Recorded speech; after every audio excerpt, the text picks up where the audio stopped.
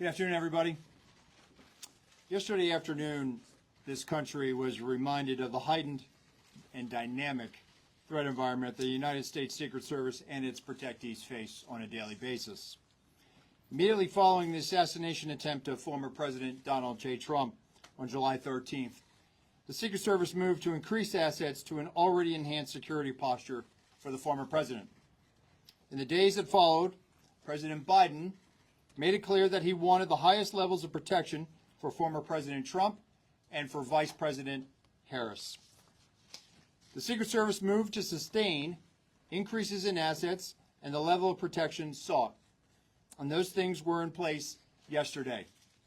At approximately 1:30 p.m., former President Trump was playing golf during an off-the-record movement to the Trump International Golf Course.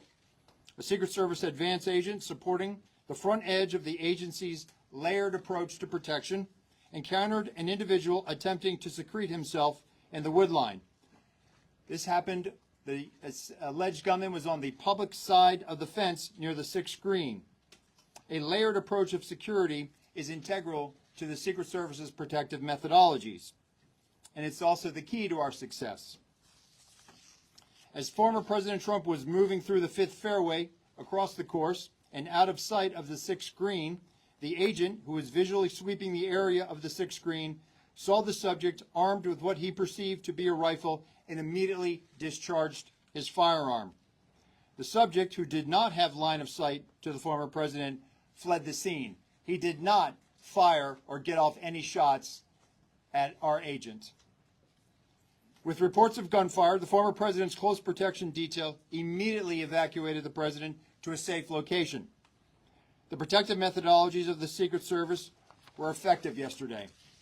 The former president's protective apparatus allowed for the early identification of the threat and led to a safe evacuation. The increased assets directed by President Biden were in place yesterday. These included the counter-sniper team elements, counter-surveillance agents on the exterior, counter-assault teams partnered with local tactical assets from the Palm Beach County Sheriff's Office, and counter-unmanned aerial system elements. All of these entities were present yesterday. And while all of these assets were in place, as I've said publicly, we must satisfy the basic requirements of the Secret Service's protective methodologies. In partnership with local law enforcement, we did just that. And the agents' hypervigilance and the detailed swift action was textbook. And I commend them and our partners for an exemplary response in keeping former President Trump safe. And I will tell you, having served in local law enforcement in Palm Beach County, I can state that I am tremendously impressed and appreciative for all of the efforts of the Palm Beach County Sheriff's Office and Sheriff Snyder with the Martin County Sheriff's Office.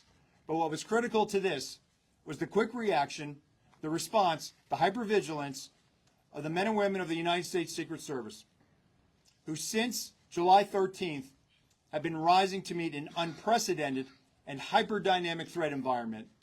And they are rising to this moment, and I could not be more proud of them and the way they have executed, not only yesterday, but what they're doing today and what they are doing tomorrow and what they will always do, because it is their duty.